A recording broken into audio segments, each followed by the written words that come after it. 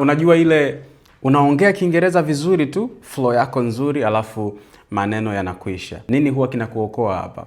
Mimi huwa naokolewa na uwezo wa kuunda maneno yangu ya Kiingereza. Na leo nakwenda kukufundisha namna gani unaweza ukajiundia maneno yako ya Kiingereza. Sogea hapa karibu. Unaweza kujiundia maneno yako mwenyewe ya Kiingereza kwa kutumia suffix ling, L-I-N-G. Unachukua hii ling, unaiweka mbele ya noun au adjective, alafu hiyo noun au adjective inakuwa ndogo. Kwa mfano, duck ni bata. Ukitaka huyu bata awe mdogo, unaongeza ling mbele, inakuwa duckling, bata mdogo. Sawa. Dar ni mpenzi. Sawa, dar ni mpenzi.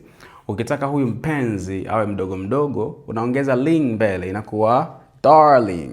Wangapi ndo wanajua leo kwamba darling ni mpenzi mdogo? Najua unajiuliza da anakuwaje mpenzi. Sogea karibu nikuoneshe tulitokea wapi mpaka kufikia kwenye dar. So neno la kwanza kabisa kuanza kutumika kama mpenzi lilikuwa ni diore. Kwa hiyo darling kipindi hiko ilikuwa ni dearling.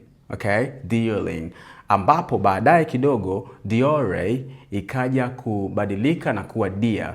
Sawa. Kwa darling ikawa dearling. Sawa. Ilipofika miaka ya 1200, 1300, lugha ya Kiingereza ilipitia kitu kinaitwa trisyllabic shortening.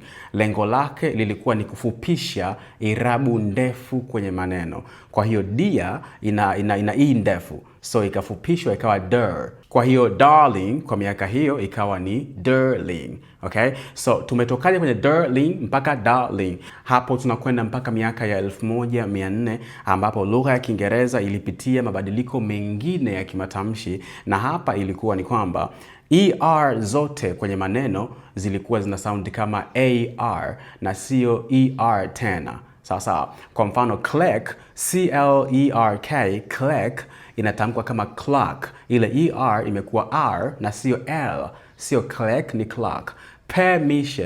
Permission, kuna ER hapo, inatamkwa kama permission. ER imekuwa AR. Hapo sasa ndio ile darling ikaja kuwa darling, ambayo ndio tunaitumia mpaka leo, ila mimi hichi Kiingereza nakijua sana bwana.